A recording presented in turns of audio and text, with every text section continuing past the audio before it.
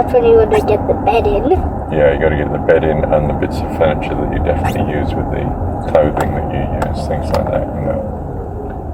So they're done on the day, and the others are done either before or afterwards. And sometimes you can't do it afterwards because another tenant's going to move in the same day, but not in this case. So I don't have to worry too much. I can stretch out the moving. And I'll borrow the van for the bed, of course. Yeah, and move some of your clothing over. So yeah, if you don't have the wardrobe's a problem because, I'm glad you said that, because there are no wardrobes in that room. Yeah. And I want to take that room in particular. So I need to buy a wardrobe, or at the very least, a clothes rail, you know. I could ask my friend Shetner if she's got a spare one. I actually gave her mine, which... Do you remember in the bedroom I didn't have a wardrobe, did I, at Scott? Do you remember at Scott I had it all on the rail? I had your stuff on the rail and my stuff on the rail. I don't remember if it had a wardrobe or not, but I do remember in York Street that that you had a rail for all my dresses. Yeah, York Street I had a built-in one. But you still had a rail with all my dresses. Sorry. There was no wardrobe because I was in the living room at York Street, so there was no wardrobe. So I used a rail, and your clothes were on the rail and mine. They were on the same rail. You had one end of it and I had the other, sort of, you know. So you'll probably also freaking out that bad or something.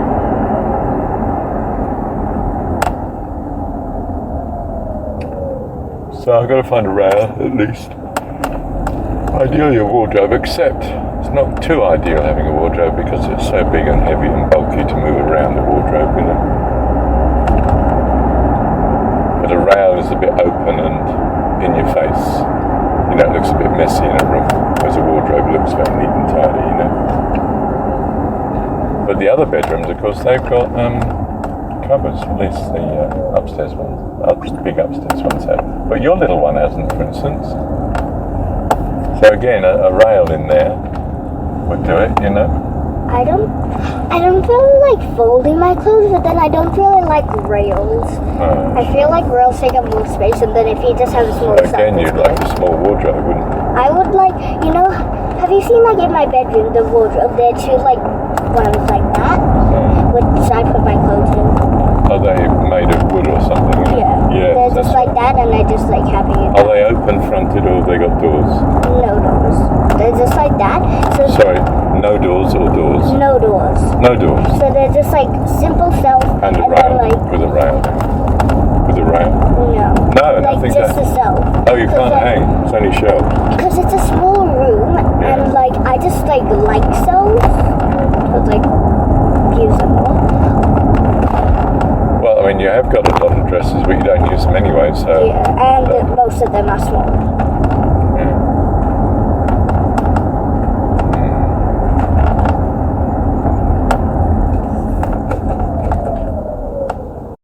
Well, I've recorded this conversation in the car taking her to school, I think.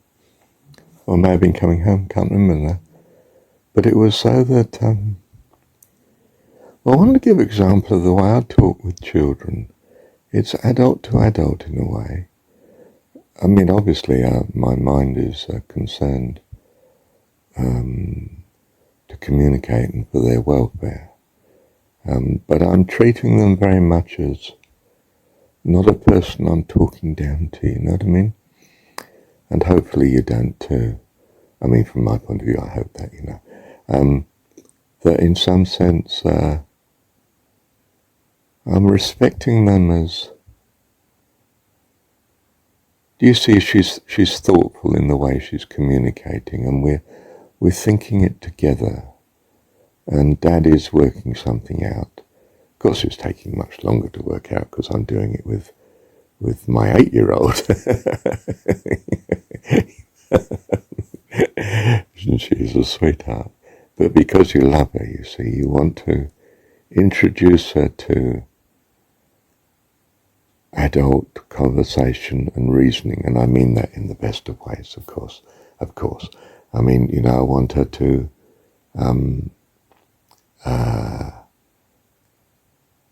feel that she is contributing and thinking. In the thinking process, we are thinking together on something that's not just a make-believe thing, but something that is important. We're moving house, we're deciding what to do in the room, how to make the move successful, what's best, what does she do, what do I do, what have we done in the past, what can we do in the future.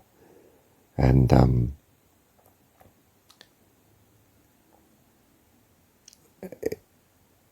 I hope you see what I understand to be the loveliness of it, which is,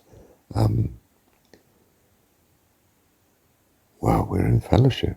She may be 8 and I may be 74, which is an incredible difference, isn't it? But it's not such a difference as to stop us relating person to person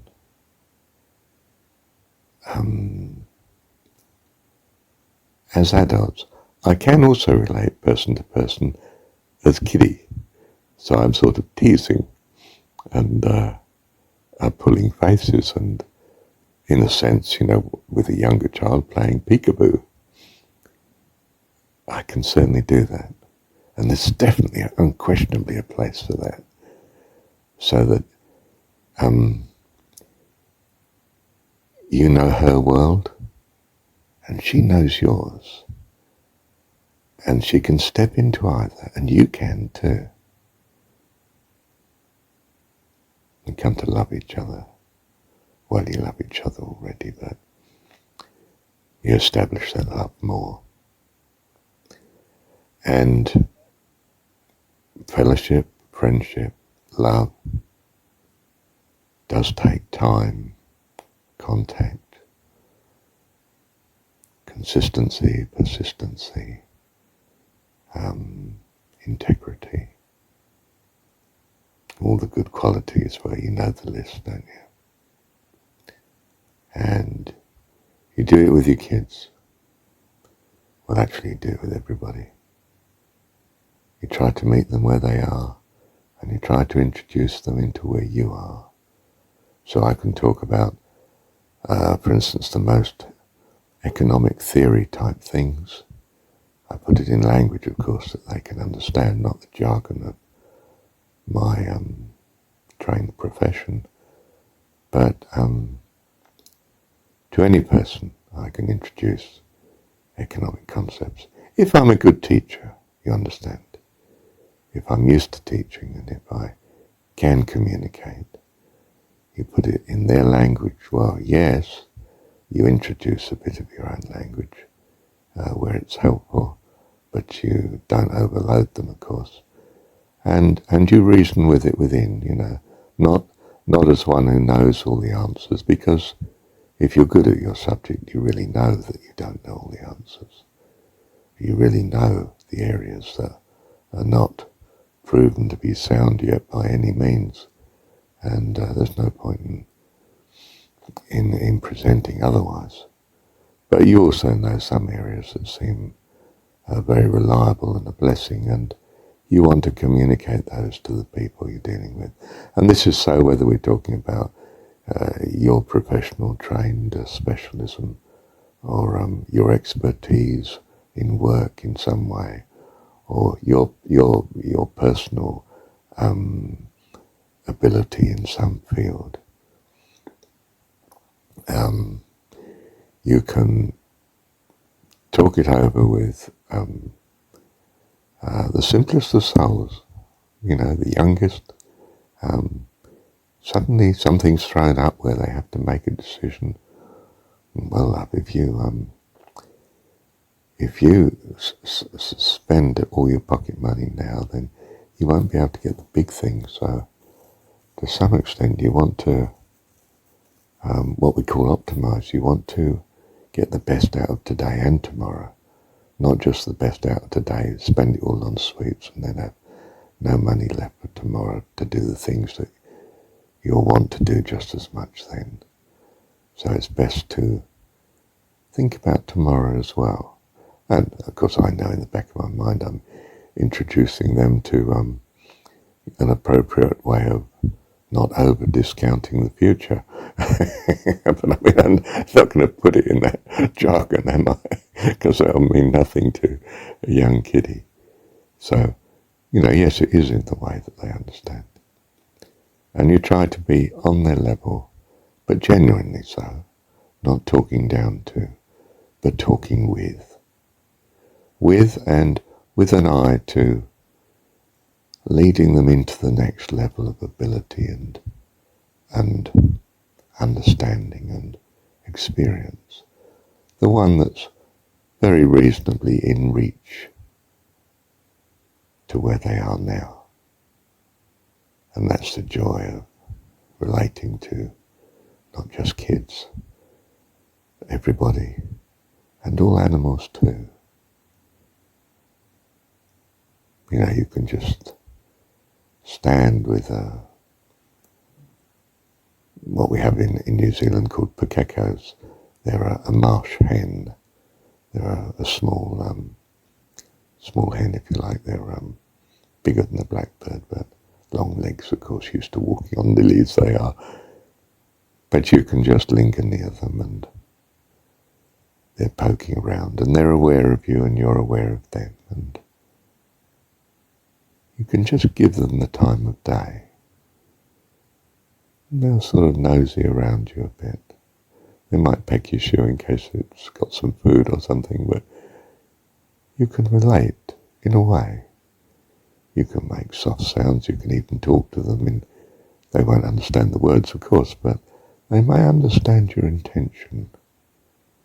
So it's like I saw Attenborough on one of his programs approaching gorillas. You don't charge in because that's an attack.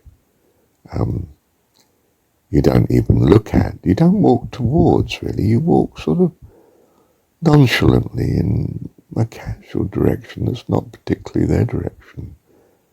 And you loiter and linger, and they get the message that you're not hostile, possibly curious, not fearful, but possibly cautious. And they are the same, of course. And they come over gradually and you get nearer. And then later on, you get a picture of him being embraced by this huge gorilla. And you think, goodness, that looks risky. I wouldn't like to be him. But do you see his incredible ability to communicate with life? What a wonderful man. What an amazing ability. And we have to be like that. We are the love of God to all that lives, and all lives unto him. He's a God of the living. Our wonderful Father. And in that sense, we're just like him. And very easily we can become that. We're well trained. Thank you, Heavenly Father. So in this case, I think what I see in my chat with Aria is, first of all, it's about something that affects her.